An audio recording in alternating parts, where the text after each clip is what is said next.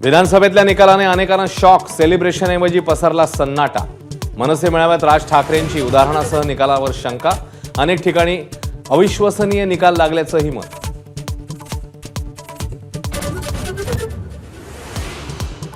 ED मागे लावली म्हणून मोदींना पाठिंबा दिल्याच्या आरोपाचा राज ठाकरेंकडून समाचार। कोहिनूर मिल खरेदी व्यवहाराचा तपशील देत भाजपवर पलटवार।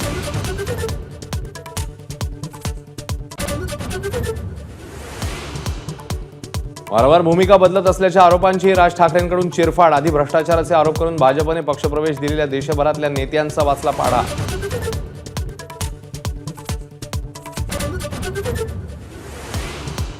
बीडच्या बहुचर्चित डीपीडीसी बैठकीचा समारोप। बाचाबाची झाल्याचा खासदार सोनवणेंचा आरोप, तर विकासाच्या प्रत्येक मुद्द्यावर चांगली चर्चा झाल्याचा अन्य लोकप्रतिनिधींचा दावा। पवन चक्कीच्या मालकांना खंडणी मागणाऱ्यांवर मकोका लावणार, अजित पवारांचा बीडच्या नेत्यांना इशारा। रस्त्यांची कामं अडवाल तर खबरदार, असंही सुनावलं। चारित्र्य स्वच्छ ठेवा, चुकीची माणसं आजूबाजूला फिरकू देऊ नका। डीपीडीसी बैठकीपूर्वी पालकमंत्री अजित पवारांकडून शहाणपणाचा धडा।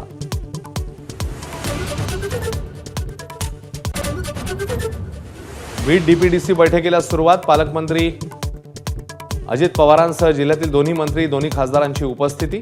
पालकमंत्री पवारांच्या शेजारी धनंजय मुंडेंऐवजी पंकजा मुंडे यांची वर्णी।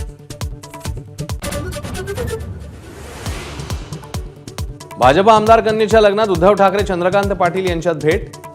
युतीबाबतच्या संवादाने राजकीय चर्चा, तर अशा भेटींनी पक्ष जवळ येतात हा भाबडा विचार।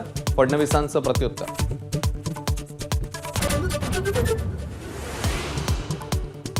चंद्रकांत पाटील पहिल्यापासून शिवसेना भाजप युतीचं समर्थन करणारे नेते। ठाकरे पाटील चर्चेवर संजय राऊत यांची प्रतिक्रिया। चंद्रकांत दादांसारख्याच भावना शिवसेनेतही अनेकांच्या, राऊतांची कबुली। रणजीच्या 7व्या फेरीत मुंबईने मेघालयला अवघ्या 86 धावात गुंडाळलं। शार्दुल ठाकूरची हॅट्रिक। मेघालयने गमावलेल्या 2 धावांवरच 6 विकेट्स।